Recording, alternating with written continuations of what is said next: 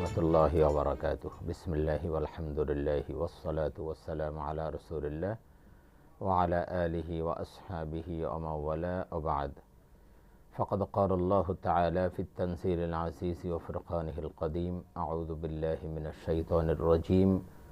বিসমিল্লাহির রহমানির রহিম। ওয়া আতিম্মুল হজ্জা ওয়াল উমরাতা লিল্লাহ। সাদাকাল্লাহুল আযীম। সুপ্রিয় দর্শক শ্রোতা, কাছে দূরে বিশ্বজুড়ে যে যেখান থেকে বাংলা ভিশন দেখছেন, আপনাদের সকলকে আন্তরিক প্রীতি, শুভেচ্ছা ও স্বাগত জানিয়ে শুরু করছি আপনাদের প্রিয় অনুষ্ঠান প্রাত্যহিক জীবনে ইসলাম জিজ্ঞাসা ও জবাব। আর বরাবরের মতো আপনাদের সাথে রয়েছে আমি নাজির মাহমুদ। দর্শক, আপনিও চাইলে আমাদের এই অনুষ্ঠানে সরাসরি অংশগ্রহণ করতে পারবেন। সেজন্য আমাদের এস কলেজে নাম্বারগুলো আছে, সেখানে আপনাকে ফোন করতে হবে। আপনারা অবগত আছেন যে প্রতি বৃহস্পতিবার ঠিক এই সময় আমরা আপনাদের সামনে উপস্থিত হই, সমসাময়িক গুরুত্বপূর্ণ এবং জীবন ঘনিষ্ঠ কোনো বিষয় নিয়ে আলোচনা করি এবং আপনাদের প্রশ্নের জবাব দিয়ে থাকি। আজও আমরা তেমন একটি গুরুত্বপূর্ণ বিষয় নিয়ে আলোচনা করব, তা হলো হজের প্রস্তুতি। আমরা জানি হজের মাস শুরু হয়েছে। আল্লাহ রাসূল সাল্লাল্লাহু আলাইহি ওয়াসাল্লাম বলছেন যে আল্লাহ হাজ্জু আশহুরুম মা'লুমাত শাওয়ালুন ওয়া যুল কা'দা ওয়া যুল হিজ্জাহ আও কামা ক্বালা আলাইহিস সালাতু ওয়াত তাসলিম। রাসূল পাক সাল্লাল্লাহু আলাইহি ওয়াসাল্লাম বলছেন হজের মাস সুবিদিত, আর সেটা হলো শাওয়াল, জিলকদ এবং জিলহজ। এখন জিলকদ চলে, অর্থাৎ হাজি সাহেবরা সারা পৃথিবী থেকে লাব্বাইক আল্লাহুম্মা লাব্বাইক ধ্বনি তুলে বাইতুল্লাহর পানে ছুটে চলেছেন। আল্লাহ পাক আমাদেরকেও সকলকে যাওয়ার তৌফিক দান করুন, সকলে বলে আমিন। প্রিয় দর্শক, আমরা আজকে আলোচনা করব হজের প্রস্তুতি নিয়ে। হাজি সাহেবরা হজে যাচ্ছেন, হজের জন্য বড় রকম একটা প্রস্তুতি দরকার, কারণ এটা এমন একটা ইবাদত যারা আমরা আগে করিনি। ছোটোবেলা থেকে আমরা নামাজ বাবার সাথে ভাইয়ের সাথে গিয়ে নামাজ পড়েছি, রোজা ছোটোবেলা থেকে থেকেছি, আমরা এই আমলগুলোর সাথে পরিচিত। কিন্তু হজ এমন একটা ইবাদত যেটা একেবারে নতুন, এটার সাথে আমরা অনেকেই পরিচিত নয়। এর জন্য হজের প্রস্তুতি, নিয়মকানুন এগুলো ভালো করে জানা খুব জরুরি। এ বিষয়ের উপর আলোচনার জন্য দেশের বরেণ্য দুজন ইসলামী চিন্তাবিদ আজকে আমাদের স্টুডিওতে আমন্ত্রিত হয়ে উপস্থিত হয়েছেন। চলুন তাদের সাথে পরিচিত হয়ে।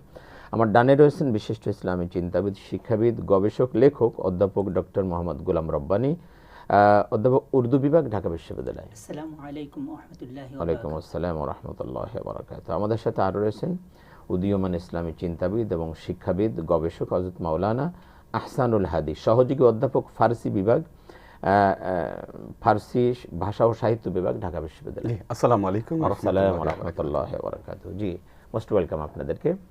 আমি প্রথমে ডক্টর গোলাম রব্বানী আপনার কাছে আসছি। হজের একটা প্রস্তুতি তো দরকার, আসলে যে কোনো কাজের প্রস্তুতিটা কিন্তু গুরুত্বপূর্ণ একটি বিষয়। প্রস্তুতিটা যত ভালো হবে তো বোঝা যায় যে কাজটা ততটা সুসম্পন্ন হবে, সুন্দর হবে। তো প্রস্তুতির ব্যাপারে আপনি কি বলবেন? হাজী সাহেবদের কেমন প্রস্তুতি নেওয়া দরকার? আলহামদুলিল্লাহ ওয়া কাফা ওয়া সালামুন আলা ইবাদিল্লাযিনা ইসতাফা, আম্মা বাদ। আউযু বিল্লাহি মিনাশ শাইতানির রাজীম। বিসমিল্লাহির রহমানির রহিম। ফাতাযাওয়াদু ফাইন্না খায়রাজ যাদিত তাকওয়া। এখানে হজের প্রস্তুতির ব্যাপারে আল্লাহ তাআলার যে ঘোষণা সেটা হলো যে তোমরা প্রস্তুতি গ্রহণ করো। আর প্রস্তুতি গ্রহণ করার ক্ষেত্রে সবচেয়ে ভালো যে প্রস্তুতি সেটা হলো তাকওয়া অর্জন করা। আমি এখানে প্রস্তুতির ব্যাপারটা আমরা তিন ভাগে ভাগ করতে পারি। প্রথম হলো যে মানসিক প্রস্তুতি, দ্বিতীয় হলো শারীরিক প্রস্তুতি, তৃতীয় হলো জাগতিক প্রস্তুতি। মানসিক প্রস্তুতির মধ্যে হলো যে প্রথমে আমি চিন্তা করব যে আমি কে, আমি কোথায় যাচ্ছি, কেন যাচ্ছি। আমি যদি চিন্তা করি যে আমি কে, এই প্রশ্ন উত্তর খুঁজি, তাহলে জয়ীফুর রহমান বলা হচ্ছে, মানে আল্লাহ তাআলার মেহমান। আমি আল্লাহ তাআলার মেহমান হিসেবে আমি যাচ্ছি ওখানে। যদি আমরা রাষ্ট্রীয় অতিথি হই তাহলে আমাদের ভিতর যে একটা অনুভূতি কাজ করে, আমি তো শাহেনশাহ, মানে সারা বিশ্বের যিনি মানে শাহেনশাহ, ওনার কাছে আমি যাচ্ছি, ওনার মেহমান হিসেবে যাচ্ছি। সেই হিসেবে আমার এই অনুভূতিটা আমার ভিতরে আসতে হবে। দ্বিতীয় বিষয়টা হলো কেন যাচ্ছি, সেটা হলো যেখানে রাসূলুল্লাহ সাল্লাল্লাহু আলাইহি সাল্লাম জীবন কাটিয়েছেন, যেখানে আম্বিয়ায়ে কেরাম তাদের জীবন কাটিয়েছেন, সমস্ত নবী যেখানে তওয়াফ করেছেন, যারাদের এই যে স্পর্শ আছে, সে তাদের স্পর্শধ্বনি, তাদের ধুলাবালি যেখানে লেগেছে, তাদের পায়ের ধুলাবালি যেখানে লেগেছে, সেই ধুলাবালির স্পর্শ নেওয়ার জন্য যাচ্ছি। যেখানে রাসূলুল্লাহ সাল্লাল্লাহু আলাইহি ওয়াসাল্লাম চুমু দিয়েছেন, ওমর রাদিয়াল্লাহু বলছেন যে রাসূল সাল্লাল্লাহু আলাইহি ওয়াসাল্লাম চুমু দিয়েছেন, আমিও চুমু দিতে চাই, নাহলে আমার কোনো বিষয় নাই, সেখানে আমি চুমু দিতে যাচ্ছি। রাসূল সাল্লাল্লাহু আলাইহি ওয়াসাল্লাম তওয়াফ করেছেন, সেখানে তওয়াফ করতে চাই।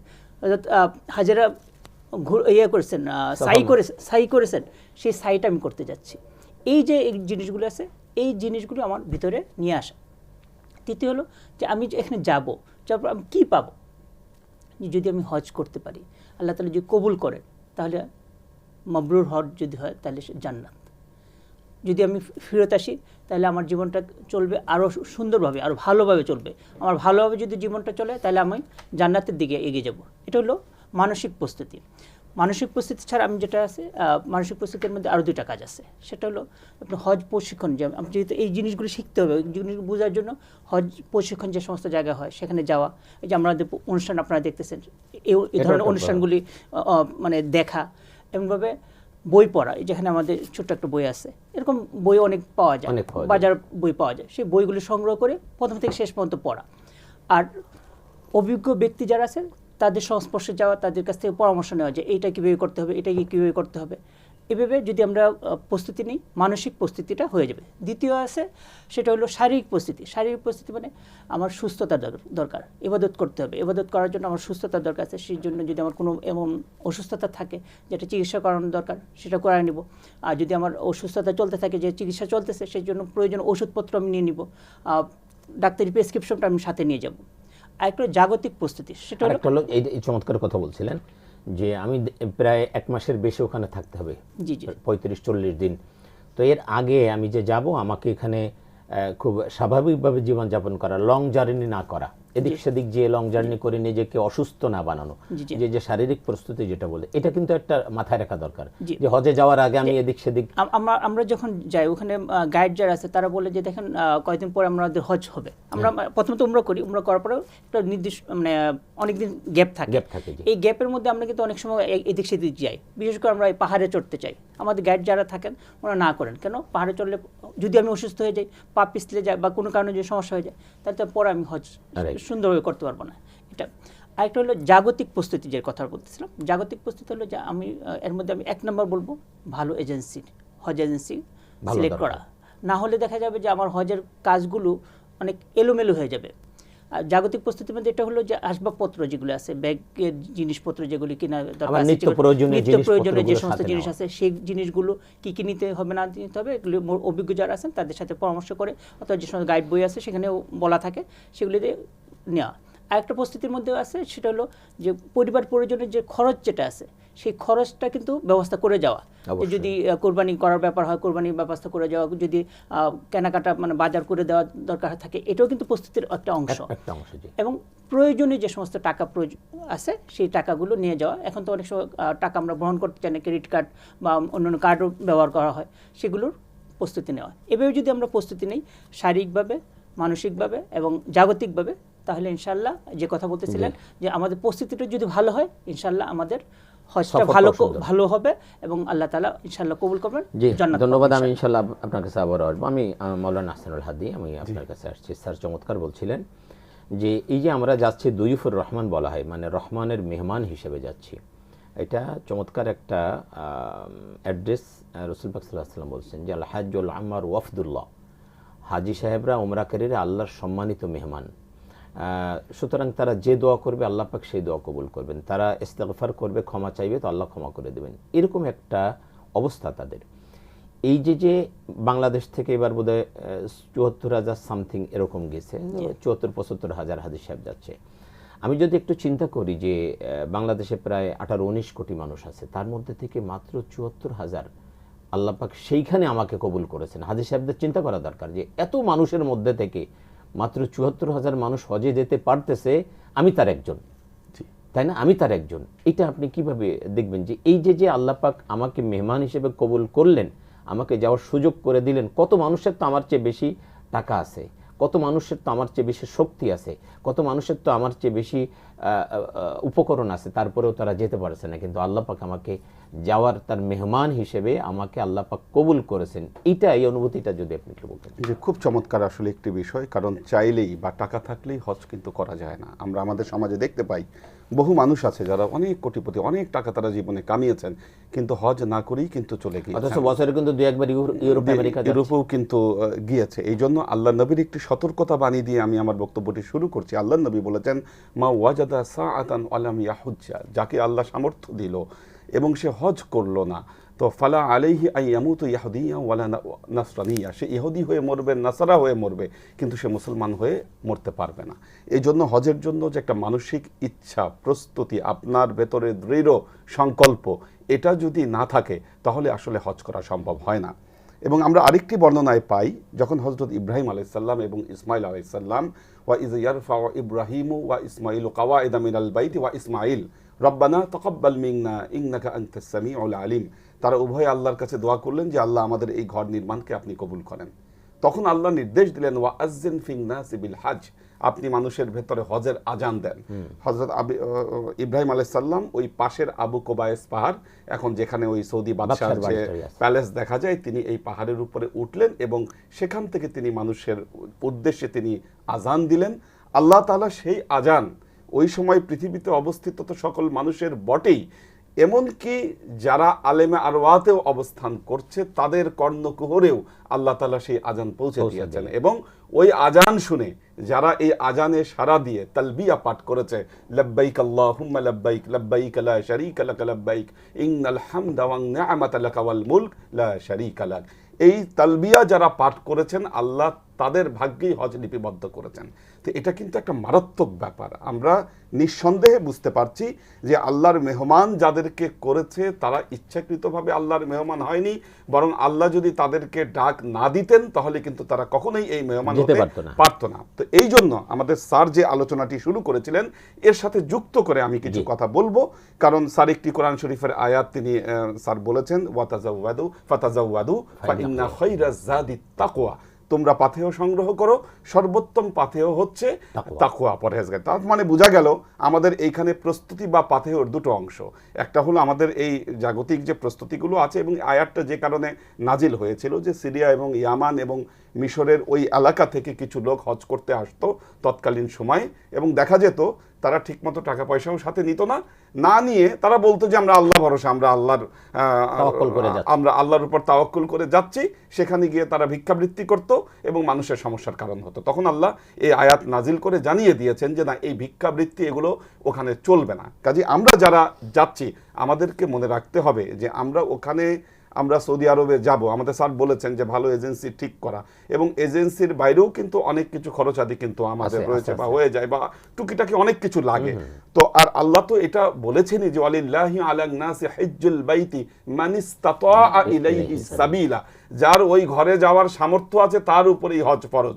সুতরাং আমরা আমাদের কাপড় চোপড়, ব্যাগ অ্যান্ড ব্যাগেজ, এগুলো প্রয়োজনীয় কি কি লাগে, এই যে বইয়ের মধ্যে কিন্তু কিছু লিস্ট পাওয়া যায়, যে প্রত্যেক এজেন্সি একটা লিস্ট দিয়ে দেয় যে ইহরামের কাপড়, প্রয়োজনীয় ওষুধপত্র, বেল্ট, বই, ব্যাগ, যে বিভিন্ন যে পাঞ্জাবি কয়টা নেবেন, এই জিনিসগুলো এটা আমাদেরকে ঠিক করে নিতে হবে। দ্বিতীয়ত হচ্ছে তাকওয়া এবং পরহেজগারিতা সম্পর্কে আসলে ধারণা থাকতে হবে। আমাদের সমাজের এমন একটা অবস্থা যে আমরা আসলে ধর্মচর্চা না করতে করতে কোনটা হালাল, কোনটা হারাম, কোনটা ইসলামে আসলে জায়েজ বলছে, বৈধ বলছে, কোনটা অবৈধ বলছে, এই সম্বন্ধে আমাদের ধারণা কিন্তু থাকে না। তো এই জন্য আমাদেরকে মনে রাখতে হবে যে আমরা পুরুষ এবং মহিলা, আমরা যারাই হজের জন্য যাচ্ছি, আল্লাহর মেহমান হিসাবে এর আদব যেন সম্পূর্ণ রক্ষা হয়, আমরা এমনভাবে চলাফেরা না করি। এবং আপনি জানেন যে আল্লাহ কিন্তু একদম ওই যে স্পষ্ট যেটা বলেছেন আল্লাহ নবী, যে ফালা রাফাশা ওয়ালা ফুসুকা ওয়ালা জিদালা ফিল হজ্জ, কারণ আল্লাহর মেহমান হয়ে যখন যাব 3 প্রকার কাজ থেকে আমাদেরকে বিরত থাকতে হবে। ফালা রাফাশা, আমরা কোনো ফাহেশা কাজ করব না।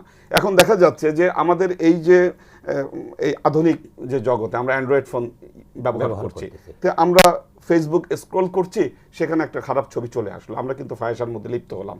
অথবা আমাদের অভ্যাস যে আমরা ইউটিউবে আমরা ক্লিক করলাম, সেখানে হয়তো একটা কন্টেন্ট চলে আসলো, এইভাবে কিন্তু ফাহেশা আমাদের হয়ে যেতে পারে। সাবধান থাকতে হবে আল্লাহর মেহমানদেরকে। কাজী ওয়ালা রাফাশা ওয়ালা ফালা রাফাশা ওয়ালা ফুসুকা, কোনো ফাসিকি কাজের মধ্যে লিপ্ত হওয়া যাবে না। তো ফাসিকি কাজ কিভাবে হয়ে যায়, কারণ আমরা আগে দেখেছি, এখন অবশ্য এই ট্রেন্ডটা চলে গেছে। আপনি জানেন যে মসজিদে নববী বা বাইতুল্লায় ওই জুতা রাখার জায়গা, জুতা রাখার এখন অনেকেই দেখছি যে সাথে করে ব্যাগের ভেতরে ভরে জুতা ভেতরে নিয়ে যান। আগে এরকম অবস্থাটা কিন্তু ছিল না, বাইরে জুতা রেখে যেত। এখন নিজের জুতা যখন হারিয়ে গেছে তখন উনি চিন্তা করছে, আচ্ছা ঠিক আছে, আমি আরেকজনের জুতা নিয়ে চলে যাই।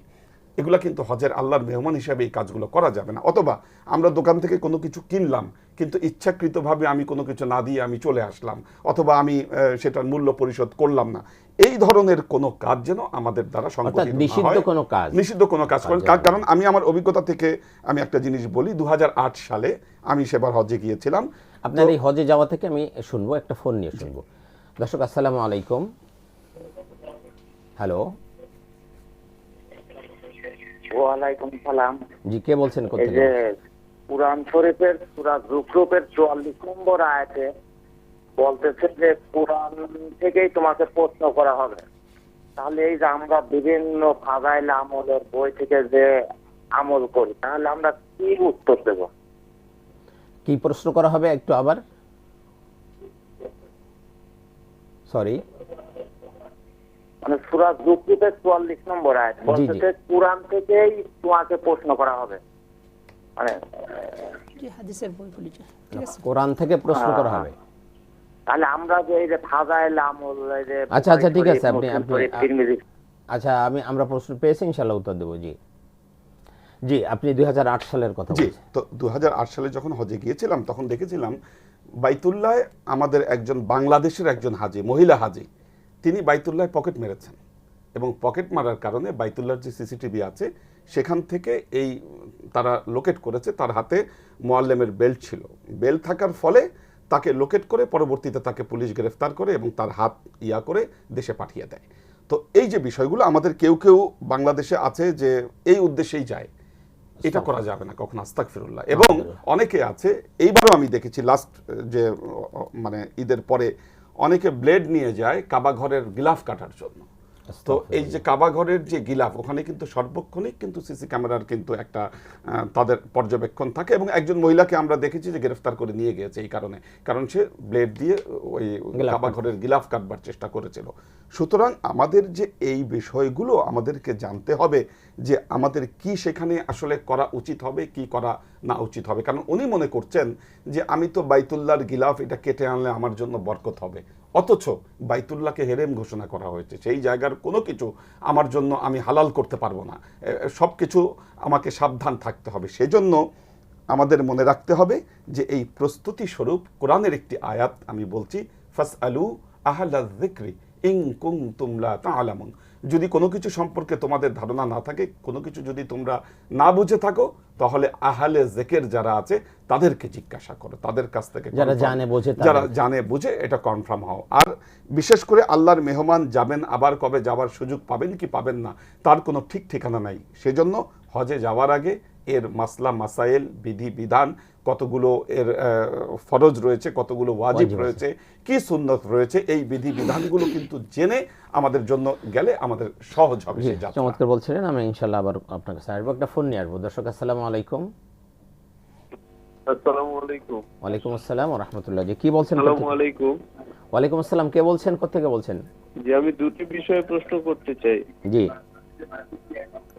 আমি প্রথমত জানতে চাই যে বিভিন্ন সোশ্যাল মিডিয়া প্ল্যাটফর্ম গুলো রয়েছে, যেমন ইউটিউব, ফেসবুক, ইনস্টাগ্রাম, এগুলো তো আমাদের নবী সাল্লাল্লাহু আলাইহি ওয়াসাল্লামের যুগে ছিল না। তো এখন এগুলো ব্যবহারের ক্ষেত্রে আসলে আমাদের কোন বিষয়গুলো খেয়াল রাখা উচিত, বা কিভাবে মানে আমাদের ব্যবহার করা উচিত ইসলামিক দৃষ্টিকোণ থেকে, এটা জানতে চাই। আর দ্বিতীয় আরেকটা বিষয়, অনেকে নামাজ শুরু করে, আমরা দেখা যায় নামাজ শুরু করে নামাজ আবার ছাড়া পরে কন্টিনিউ করা হয় না। তো আসলে নামাজ মানে কন্টিনিউ করার জন্য বা নিয়মিত ধরে রাখার জন্য আসলে কি কি করলে নিয়মিত নামাজ কন্টিনিউ ধরে রাখা যাবে, এই বিষয়ে জানতে চাই। জি, ধন্যবাদ আপনার কাছে। আমরা আপনার জবাব দেব ইনশাআল্লাহ, আপনি আমাদের সাথে থাকুন। আমাদের কাছে 3টি প্রশ্ন আছে। আমি ডক্টর গোলাম রব্বানী স্যার আপনার কাছে আসছি প্রশ্ন দিয়ে। আমাদের প্রথম প্রশ্ন ছিল যে কোরআনে বলা হয়েছে যে ওখানে মানে ওখান থেকে প্রশ্ন করা হবে, তাহলে আমরা এই হাদিসের বইগুলি কেন পড়ি? হাদিস বাই যে বিভিন্ন ফাজাইল, যদি আমরা সংক্ষেপে উত্তর দিতে যাই তাহলে আমরা বলবো যে কোরআনের ব্যাখ্যাই হলো হাদিস গ্রন্থগুলো। জি, তিরমিজি বলেন, বুখারী বলেন, মুসলিম বলেন, বা ফাজাইল আমলের যে হাদিসগুলো আছে এগুলি একটা গ্রন্থ, সংকলন। কিন্তু এইগুলো বুখারী থেকে অথবা মুসলিম থেকে অথবা তিরমিজি থেকে বা মিশকাত থেকে বা অন্য কোনো গ্রন্থ থেকে নেওয়া হয়েছে, সেগুলির সংকলন, হাদিসের সংকলন। হাদিসগুলো হলো কোরআনের ব্যাখ্যা। সুতরাং কোরআনের যে কথাগুলো বলা আছে সেগুলো যদি আমরা পালন করতে চাই তাহলে এগুলো আমাদের জন্য সহায়ক হবে, এগুলো কখনো মানে আমাদের জন্য প্রতিবন্ধক হবে না। জি, হজের প্রস্তুতি আমরা অনেকে চলে গেছে আর অনেকে যাবেন। তো যারা চলে গেছেন তারা ওমরা করে এখন ফ্রি আছেন। তো ফ্রি অবস্থায় যেটা দেখা যায় যে এখানে আমরা যদি দেখি বাইতুল্লাহতে 1 রাকাত নামাজ পড়লে 1 লক্ষ রাকাতের সওয়াব, একবার কোরআন খতম করলে 1 লক্ষ বার কোরআন খতম করার সওয়াব পাওয়া যাবে। প্রত্যেকটা আমল এভাবে, কিন্তু দেখা যায় যে হাজী সাহেবরা এই সময়টা খুব নষ্ট করে ফেলতেছে, আমল ভালো করতেছে না, যেভাবে করা দরকার ছিল সেভাবে করছে না। আমি দেখেন, আমি এরকমও দেখছি যে মক্কার সবচেয়ে ব্যয়বহুল হোটেল হলো হোটেল ইন্টারকন্টিনেন্টাল, সবচেয়ে ব্যয়বহুল। ওই যে জমজম টাওয়ারের চেয়ে ওইটা অনেক বেশি ব্যয়বহুল। এটা তো এইখানে থাকে, এইখানে সিট নিছে, এইখানে তার, কিন্তু সে হোটেলে থাকে না, 18 ঘন্টা বাইতুল্লাহতে পড়ে থাকে, 18 ঘন্টা, এরকমও আছে। অথচ তার থাকার জায়গা কিন্তু হোটেল ইন্টারকন্টিনেন্টাল একদম চত্বরের সাথে লাগানো, কিন্তু সে হোটেলে থাকতেছে না, সে 18 ঘন্টা বাইতুল্লাহতে কাটাচ্ছে। তো আসলে আমাদের এরকম যদি না হয় যে না আমি গেছি আর কবে যেতে পারবো, এটার কোনো নিশ্চয়তা নাই।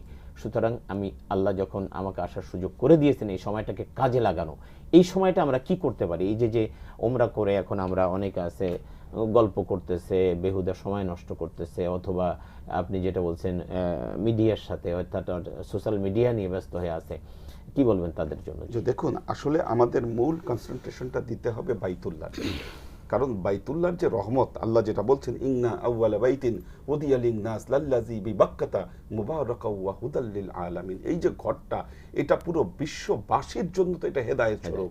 ফিহি আয়াতুম বাইয়িনাতুম মাকাম ইব্রাহিম, এখানে অনেক জ্বলন্ত দৃষ্টান্ত সমূহ রয়েছে, আল্লাহর আয়াত রয়েছে, যার মধ্যে একটি হলো মাকাম ইব্রাহিম। কারণ আমাদের দর্শকরা যদি জানেন যে এই বিষয়গুলো কি, আসলে কি কি রয়েছে বাইতুল্লাহর মধ্যে, শুরুতেই রয়েছে হাজরে আসওয়াদ, যেটা মানুষের পাপ গ্রহণ করতে করতে এই হাজরে আসওয়াদ কালো হয়ে গেছে, সাদা পাথর রয়েছে। আমাদের যে বাইতুল্লাহর যে দরজা মুলতাজিম আমরা যেটাকে বলি, এখানে মানুষ, এটা দোয়া কবুলের জায়গা। আমাদের রয়েছে হাতিম, অর্থাৎ মার্বেল দিয়ে ঘেরা যে একটা যে বাউন্ডারি, এটা আগে বাইতুল্লাহর মধ্যেই ছিল, কিন্তু পুনর্নির্মাণ করার সময় এটা বাইরে থেকে নির্মিত হয়েছে। ওইটার ভেতরে নামাজ পড়া মানে বাইতুল্লাহতে নামাজ পড়ারই মতো সওয়াব। তারপর রয়েছে রুকনে ইয়ামিনী, আল্লাহ নবী ওটার দিকেও তিনি ইসতিসলাম করেছেন, এই রুকনে ইয়ামিনীর দিকে রয়েছে হাজরে আসওয়াদ, ওই যে রয়েছে মাকামি ইব্রাহিম, ওখানে নামাজ পড়তে পারেন, হযরত ইব্রাহিম আলাইহিস সালামের পায়ের ছাপ রয়েছে জমজম কূপ, অর্থাৎ খাদ্যের সকল উপাদান এই জমজম কূপের মধ্যে রয়েছে। শুনুন, হাজীদেরকে বলবো, আপনি বেশি মসজিদে থাকেন, যখনই সুযোগ পান এই জমজম কূপের পানি আপনি পান করেন, এটা একদম বেহেশত থেকে, জান্নাত থেকে এই নহর এখানে চলে আসে। এর মধ্যে খাবারও আছে, পানিও আছে এবং ওষুধ আছে। এবং একটা যেটা তথ্য না দিলেই না, যে জাপানের একদল গবেষক এই জমজম পানি নিয়ে তারা গবেষণা করেছিলেন এবং তারা দেখেছিলেন যে এই জমজম কূপের মধ্যে মানুষের জীবন ধারণ করবার জন্য যত উপকরণ দরকার সব এই পানির মধ্যে রয়েছে। এবং আরো মজার ব্যাপার হলো, এই পানির 1000 ভাগের 1 ভাগ যদি কোনো পানির মধ্যে মেশানো হয়, সেই পানিও ওই পানির গুণ ধারণ করে। একটা মারাত্মক এক তেলেসমতি ব্যাপার। এবং আপনি জানেন যে হযরত আবু যার গিফারি রাদিয়াল্লাহু তাআলা আনহু, তিনি আল্লাহর নবীকে দেখার জন্য বাইতুল্লাহর গিলাফের নিচে তিনি অনেকদিন তিনি লুকিয়েছিলেন, এবং ওই শুধুমাত্র জমজম পানির কূপের পানি খেয়ে তিনি 1 মাস কাটিয়ে দিয়েছিলেন এবং তিনি মোটা হয়ে গিয়েছিলেন। তো আবু যার গিফারিকে জিজ্ঞাসা করেছেন আল্লাহর নবী, তুমি এত মোটা হলে কিভাবে? তিনি বলেছেন যে ইয়া রাসূলুল্লাহ, আমি এই 1টা মাস এই জমজম কূপের পানি আমি পান করেছি। রয়েছে সাফা এবং মারওয়া, আল্লাহ যার ব্যাপারে বলেছেন ইন্নাস সাফা ওয়াল মারওয়াতা মিন শাআইরিল্লাহ, আল্লাহ যেটাকে তার শাআর বলেছেন। সুতরাং এই সাফা মারওয়ায় যে সাই করা, সুতরাং আমাদের দর্শকদেরকে বলবো যত পারেন বেশি বেশি কিন্তু তাওয়াফ করেন, কারণ এই বাইতুল্লাহর মধ্যে আল্লাহ যত রকম রহমত নাজিল করেন, সবচাইতে বেশি রহমত নাজিল করেন যারা এই বাইতুল্লাহকে আসলে। আরেকটা বিষয় আছে যে আপনি সারা পৃথিবীর যে কোনো জায়গায় নামাজ পড়তে পারবেন, কোরআন তেলাওয়াত করতে পারবেন, সব ইবাদত করতে পারবেন, তাওয়াফ করতে পারবেন। তাওয়াফ করার মতো একটাই জায়গা পৃথিবীতে, সেটা হলো এইখানে। জি, এবং এই ঘর নির্মাণের ব্যাপারেও আল্লাহ তার নবীর কাছ থেকে ওয়াদা নিয়েছিলেন যে আন তাহহিরা বাইতিয়া লিত্তাইফিনা ওয়াল আকিফিনা ওয়ার রুক্কাইস সুজুদ, যে এই ঘরকে আপনি পবিত্র করেন যারা এখানে তওয়াফ করবে, ইতিকাফ করবে, রুকু সেজদা করবে। এখন আমাদের যে ভাইরা গিয়েছেন হজে, তারা কিন্তু এই ধরেন সারা দিনের নিয়ত করে, তিনি নিয়ত করলেন যে আমার একদিন আজকে আমি এই একদিন ইতিকাফ পালন করব, নফল ইতিকাফ হয়ে যাবে, তার ওই ইতিকাফের যাজাও কিন্তু তিনি লাভ করবেন। সুতরাং আমাদের দর্শকদেরকে বলবো আশেপাশে ঘোরাফেরা বেশি না করে বাইতুল্লাহর সাথে আপনাদের সম্পর্কটা তৈরি করেন, আল্লাহ বহু রকম রহমতে আপনাদেরকে ঢেকে রাখবেন। জি ধন্যবাদ স্যার। আমি এ ব্যাপারে আপনার কাছেও করব যে আমাদের এখন যারা যায় নাই তাদেরও কিছু পরামর্শ দিবেন যে কি কি প্রস্তুতি এখনও তাদের নেওয়া দরকার মানসিকভাবে, আর যারা ওখানে গিয়ে উমরা শেষ করেছেন কিন্তু এখন হজের যথেষ্ট সময় বাকি আছে, হয়তো ইতিমধ্যে কেউ কেউ মদিনা শরীফ হয়ে গেছেন, মদিনা শরীফ গেলেও বা তার কেমন করা দরকার, এই বিষয়গুলো যদি একটু বলতেন। আমরা হজের প্রস্তুতি নিয়ে আলোচনা করতেছিলাম। হজের প্রস্তুতির মধ্যে একটা হলো যে হজে যখন যাওয়ার পরে কিন্তু কিছু দোয়া দুরুদ পড়ার ব্যাপার স্যাপার আছে। সেই দোয়া দুরুদগুলো অনেকেই মুখস্থ করতে গিয়ে মানে খুব ক্লান্ত হয়ে যান। আমি বলবো যে আসলে অনেক বেশি দোয়া নেই, বরং 3টা দোয়া বলা যেতে পারে। এর মধ্যে একটা খুব দরকার, সেটা হলো লাব্বাইক আল্লাহুম্মা লাব্বাইক লাব্বাইক লা শারীকা লাক লাব্বাইক ইন্নাল হামদা ওয়ান নি'মাতা লাকা ওয়াল মুলক লা শারীকা লাক। এটা অনেক বড় একটা দোয়া আসলে। হ্যাঁ, মানে আমি হাজির আল্লাহ, আপনি ডাক দিয়েছেন আপনার হাবিবের মাধ্যমে, ইব্রাহিম আলাইহিস সালামের মাধ্যমে আমি উপস্থিত। এটা আমার কাছে একটা জিনিস মনে হয় স্যার, আমি একটু শেয়ার করি। সেটা হলো আজ থেকে প্রায় 4500 বছর পূর্বে জাতির পিতা ইব্রাহিম আলাইহিস সালাম আল্লাহর হুকুমে হাজী সাহেবদেরকে ডাক দিয়েছিলেন।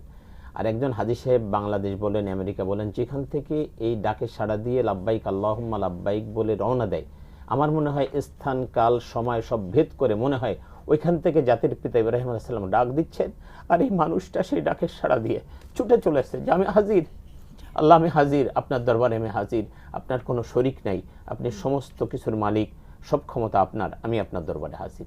এই যে নিজেকে হাজিরা দেওয়া, এই যে একটা বিষয়, এটা আমার কাছে এরকমই মনে হয় যে আমি সেই ডাকে সাড়া দিয়ে রওনা দিয়ে সেই অনুভূতির সাথে আমরা এই করবো। দোয়া যখন আমরা শিখবো, শেখার সময় এই দোয়াটা একটু শেখার জন্য চেষ্টা করব। এই জন্য ইউটিউবে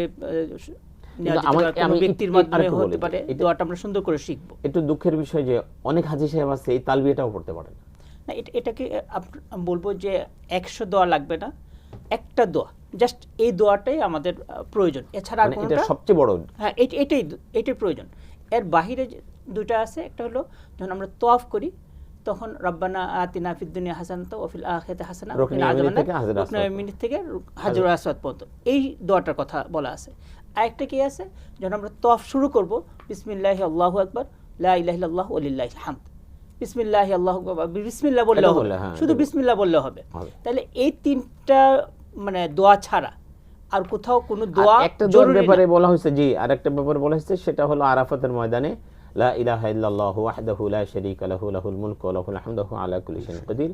বিশ্বনবী সাল্লাল্লাহু আলাইহি ওয়াসাল্লাম বলেন যে এই দোয়া আরাফার ময়দানে আমি তো পড়ছি, আমার পূর্বে যত নবী আসছেন সবাই এই দোয়াটা পড়ছে।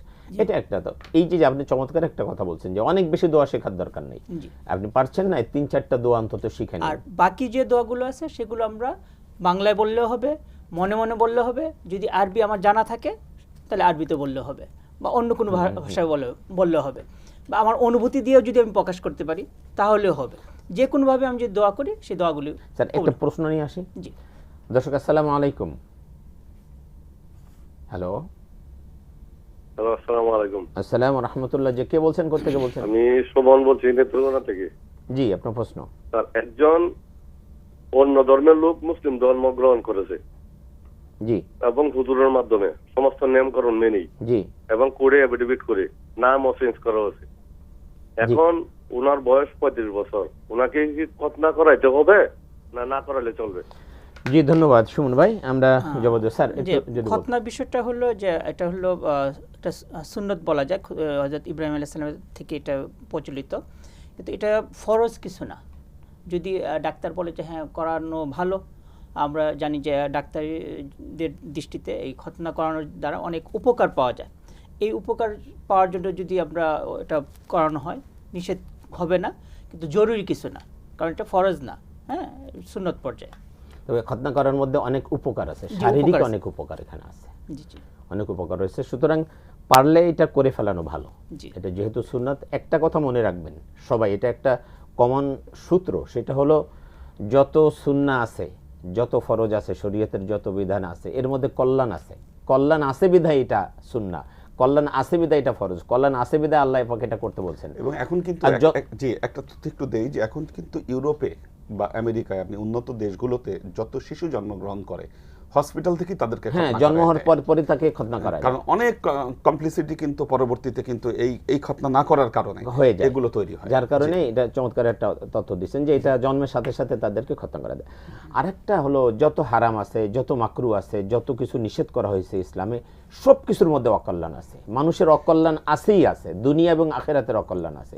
এই জন্য শরীয়ত মেনে চলা একজন মানুষের জন্য যে কতটা উপকারী, এই আপনার দুনিয়া এবং আখিরাতের জন্য এটা অত্যন্ত কল্যাণকর। আমরা সবসময় সেটা মনে রাখবো, শরীয়ত যেটা বলেছে সেটা। সুমন ভাই যে প্রশ্ন করেছেন, উনি যদি পারেন এটা 35 বছর বয়সে খতনা করা যায়, কোনো সমস্যা না, ডাক্তারের পরামর্শ নিয়ে করে ফেলানো ভালো। জি স্যার, যে আলোচনায় আমরা ছিলাম, যে আমরা বলছিলাম যে প্রস্তুতির মধ্যে একটা হলো দোয়া দরুদের বিষয় আছে। সেখানে আমরা দোয়া দরুদ যখন আমরা করব, সবসময় আমরা সবচেয়ে বেশি আল্লাহর কাছে চাবো। তো যে কথা বলছিলেন যে 1 নাম্বার আমাদের সবচেয়ে বেশি কাজ হবে তওয়াফ করা। তওয়াফ করতে করতে আমাদের হয়তো ক্লান্তি আসতে পারে, একজন ইচ্ছা করলে 5 বার 7 বার তওয়াফ করতে পারে 24 ঘন্টায়। এর বাহিরে যে সময়টা আছে, তখন আমরা কাবার ঘরের দিকে যদি তাকিয়ে থাকি, কাবা ঘরের দিকে তাকিয়ে থাকাটাও সব। কাবা ঘরের দিকে তাকিয়ে যদি আমি দোয়া করতে থাকি, এই দোয়া করাটাও সব।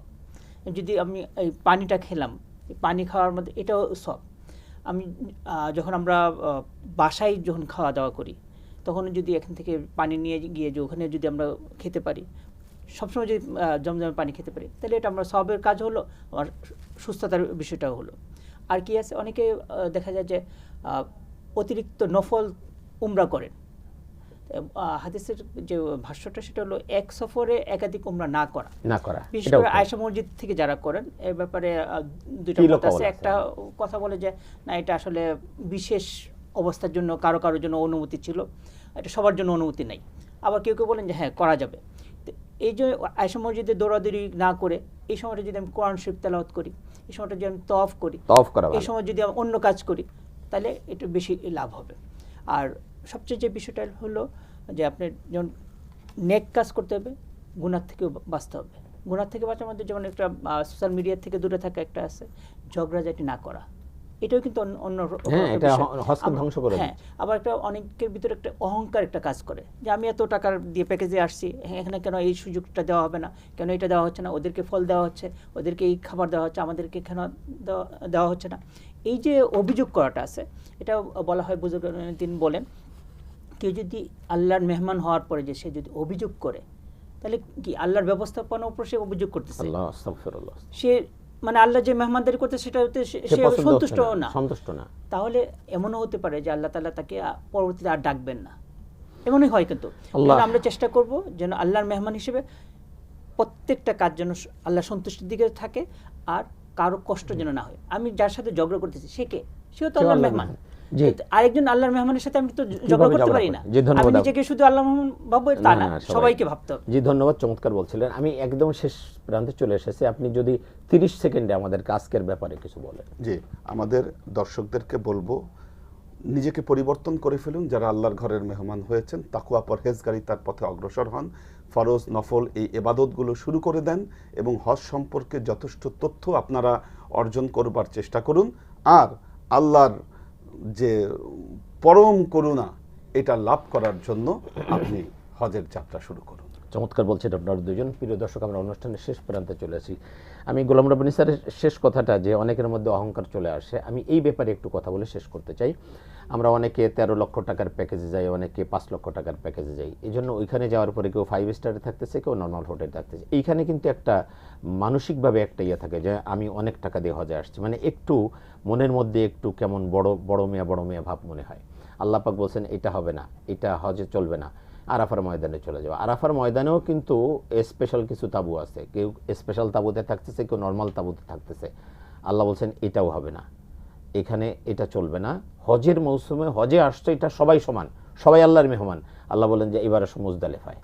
মুজদালিফাতে কি হচ্ছে দেখেন, আল্লাহু আকবার, মানে একদম বাদশা, দেশের প্রেসিডেন্ট যিনি, সেও খালি আকাশের নিচে শুয়ে থাকতেছে, আর নর্মাল একজন হাজি যিনি, তিনিও খালি আকাশের। আল্লাহ বলছেন এইটাই হলো তোমার পরিচয়, এটাই হলো তোমার পরিচয়, তোমরা সবাই এক, সবাই আমার মেহমান, সবাই আল্লাহর বান্দা। এখানে কেউ মানে আমির ফকির নাই, এখানে কেউ বড় ছোট নাই, সবাই আল্লাহর মেহমান, সবাই আল্লাহর বান্দা, এটাই তোমাদের পরিচয়।